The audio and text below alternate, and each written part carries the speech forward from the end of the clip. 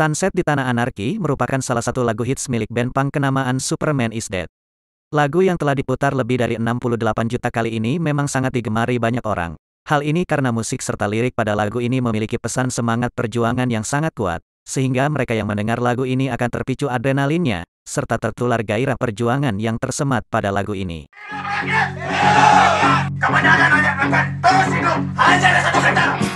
Salah satu hal yang sempat menjadi kontroversi pada lagu ini adalah judul lagu ini. Judul lagu yang mengandung kata anarki dianggap terlalu eksplisit, terlebih mengingat kata anarki memiliki kesan negatif di mata umum.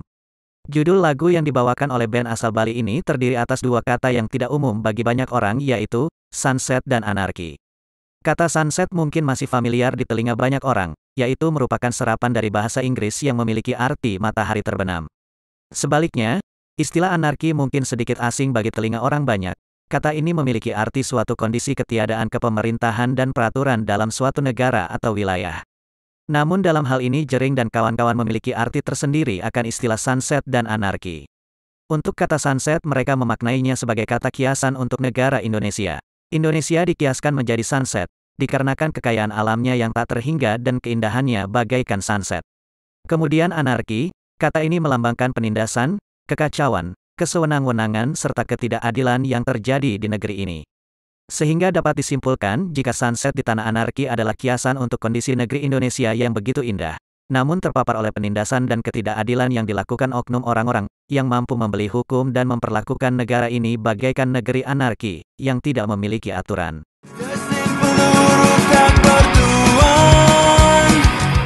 Kabarnya, lagu yang sudah ditonton puluhan juta kali di YouTube ini didedikasikan dan terinspirasi dari salah satu seniman dan tokoh walhi asal Bali, yaitu Iwayan Gendo.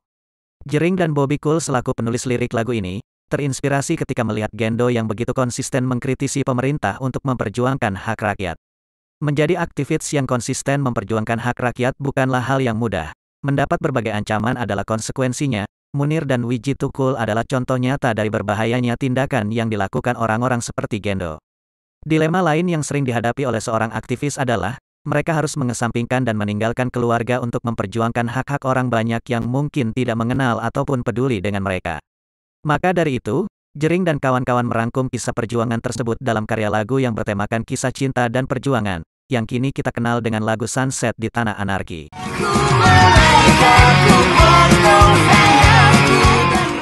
Band yang kental dengan budaya perlawanan ini memang terkenal sangat peduli terhadap isu-isu yang dekat dengan masyarakat, seperti permasalahan lingkungan hingga perkara HAM. Menciptakan lagu Sunset di Tanah Anarki menjadi salah satu wujud nyata kepedulian tersebut. Selain mempersembahkannya kepada masyarakat, mereka juga mendedikasikan lagu ini untuk aksi gerakan melawan lupa bagi tokoh-tokoh aktivis yang berjuang melawan penindasan dan ketidakadilan. Lagu ini menjadi persembahan yang tepat, karena kisah dalam lagu ini membawa semangat perlawanan tiada henti, seperti yang dilakukan tokoh-tokoh seperti Munir, Wiji Tukul, hingga Marsinah yang terus membela hak masyarakat hingga mereka menemui ajal. Lirik-lirik pada lagu ini merupakan gambaran sudut pandang orang-orang yang dianggap berbahaya oleh penguasa, hingga mereka diburu dan ditangkap dan akhirnya terpaksa berpisah dengan orang-orang yang dicintainya. Pesan testimoni gerakan melawan lupa, tersemat pada video klip versi uncut lagu ini.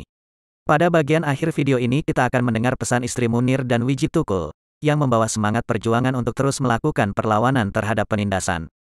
Jangan menggadaikan bangsa ini kepada orang yang memang salah, sehingga kita akan terus-menerus pada sebuah masa yang kita tidak pernah beranjak sebetulnya. Namun hal yang menimbulkan kontroversi pada pesan testimoni video klip Sunset di Tanah Anarki versi uncut ini adalah, ketika kemunculan Ilham Aidit anak dari DN Aidit. Kehadirannya dengan komentar yang terpotong dan menggantung, membuat banyak orang bertanya-tanya dan penasaran mengenai pesan yang disampaikan putra dari tokoh partai terlarang tersebut pada video klip ini. Kalau peristiwa itu terbuka secara gamblang, maka itu akan menyudutkan. Oleh sebab itu jalan yang paling gampang adalah menghabisi orang yang akan memberikan klarifikasi tentang peristiwa itu kepada Soekarno, yaitu Aidit. Seperti penjelasan sebelumnya, salah satu sosok yang menjadi inspirasi lagu ini adalah sosok aktivis Bali bernama Iwayan Gendo. Untuk mempermudah memahami makna lagu ini, maka akan dihubungkan dengan kiprah Gendo sebagai seorang aktivis. Lagu ini diawali dengan suara radio jadul yang menciptakan suasana pada era awal-awal kemerdekaan Indonesia. Radio Revolusi Indonesia mempersembahkan sebuah langgam nostalgia. Kalimat awal yang terdapat pada bait pertama lagu ini adalah, "Andai ku malaikat, ku potong sayapku." Hal ini merupakan ungkapan kesungguhan dan kerelaan suatu pengorbanan, dengan kiasan malaikat yang telah hidup tentram di langit, rela memotong sayapnya untuk turun dan merasakan pedihnya dunia. Masih pada bait pertama, kita akan menemukan kata perang. Perang pada lagu ini merupakan kiasan dari perjuangan membela hak rakyat yang dilakukan oleh Gendo dan kawan-kawan melalui aksi nyata dengan melakukan demonstrasi. Sementara kalimat romansa mewakili suka-duka kisah cinta yang terjadi antara Gendo dan sang istri di tengah perjuangannya. Andai ku malaikat, ku potong sayapku. Berlanjut pada bait kedua, pada bait ini terdapat penggalan kalimat, desing peluru tak bertuan. Kalimat ini mengkiaskan kegentingan kondisi yang sedang terjadi, saat Gendo dan kawan-kawan melakukan aksi demo. Ataupun, kalimat desing peluru ini dapat diartikan sebagai teror yang mereka terima akibat dari demo atau perlawanan yang mereka lakukan. Pada bait selanjutnya merupakan ungkapan sisi romansa lagu ini. Kalimat-kalimat ini bagaikan ekspresi kerinduan Gendo terhadap sang istri yang telah ia tinggalkan untuk melakukan perjuangan. Sementara kalimat neraka yang terdapat pada bait ini, merupakan suatu perumpamaan untuk tempat yang penuh penindasan dan ketiadaan keadilan. Sehingga kalimat, "Di neraka kan ku menangkan hariku bersamamu," dapat diartikan sebagai kesetiaan Gendo untuk tetap dapat memenangkan harinya dengan sang kekasih meski dalam kondisi yang sangat sulit seperti neraka sekalipun. Neraka kan ku menangkan hariku bersama. Berlanjut pada bagian yang dinyanyikan Briana Simorangkir, kalimat-kalimat pada bait ini dapat diumpamakan sebagai ungkapan suara hati istri Gendo, yang mana begitu gelisah menantikan kepulangan sang suami dengan selamat.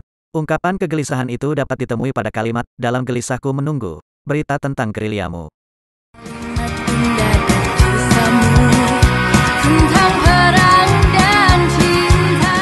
Masih pada bait yang dinyanyikan Briana, pada bagian ini terdapat kalimat yang sangat puitis dan begitu mendalam, yaitu, "Ku basuh luka dengan air mata." Sejatinya kalimat-kalimat pada bait ini sangat personal, hingga sulit untuk diinterpretasikan.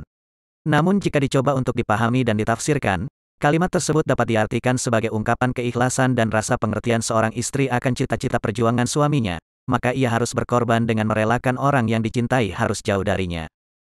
Ku basuh luka dengan air. Kesimpulannya, lagu ini mengkisahkan rasa dilema seseorang yang sedang memperjuangkan cita-citanya, dan harus berkorban dan meninggalkan orang-orang yang dicintainya demi memperjuangkan hak orang banyak. Perang kan berakhir, cinta kan abadi. Hal lainnya yang menimbulkan pertanyaan karena lagu ini adalah, perubahan gaya musik SID pada lagu ini.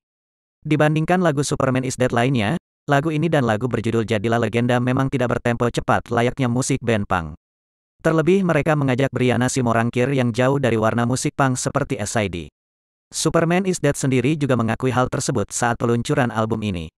Mereka berpendapat jika SID telah 18 tahun mengeluarkan karya musik bergenre punk dengan tempo yang selalu kencang.